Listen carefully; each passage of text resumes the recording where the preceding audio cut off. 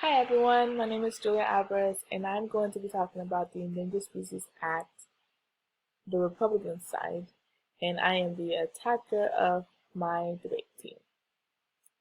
So the Endangered Species Act requires all animals to be saved and protected no matter what cost and imposing any consequences. But in reality, the law has a lack of success for over the past 40 to 50 years that it has been placed, meaning it's not a reasonable law at all because there are more than 1,661 species that have been listed as endangered or threatened, with the possibility of 29 new species being added soon.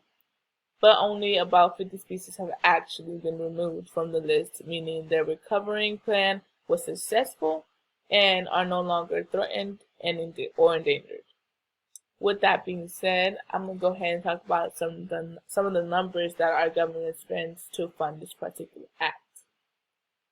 For one species alone, a 90-day finding costs up to $39,276. A 12-month finding costs up to $100,690. And if they want to propose a rule with critical habitats, it would cost up to $345,000.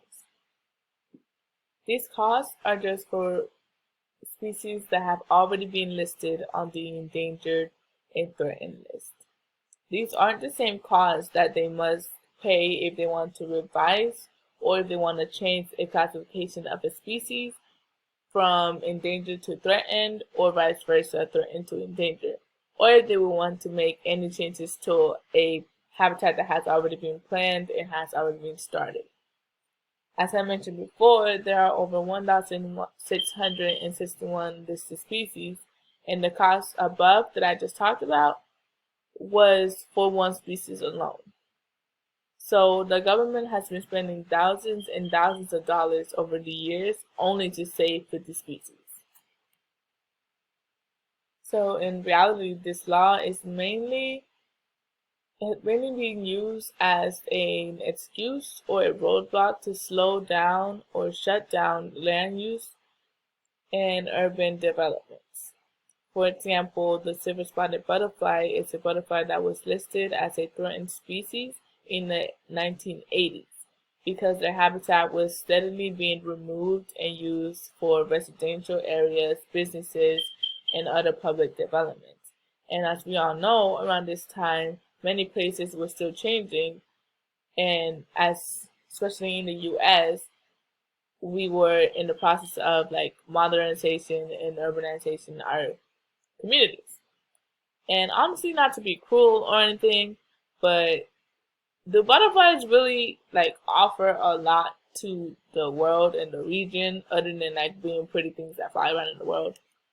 So as the government officials spend thousands and thousands of dollars protecting endangered species, farmers, ranchers, and private landowners also spend thousands of dollars in order to protect themselves from possible damages or lawsuits that they may face due to the Endangered Species Act. And if they are to be, so they say, in a situation where they need to act towards an endangered species, they mainly take matters into their own hands, and most practice the idea of the 3S treatment, or shoot, shovel, and shut up. So, if not most, but some law enforcement officers don't really necessarily see the 3S treatment as a problem because many of these actions end up being self-defense around this time of day. And it's basically you protecting yourself and you protecting your land. And as with Republicans, people are going to exercise their freedom from right and protect themselves. And that's all I got for you guys tonight. So have a great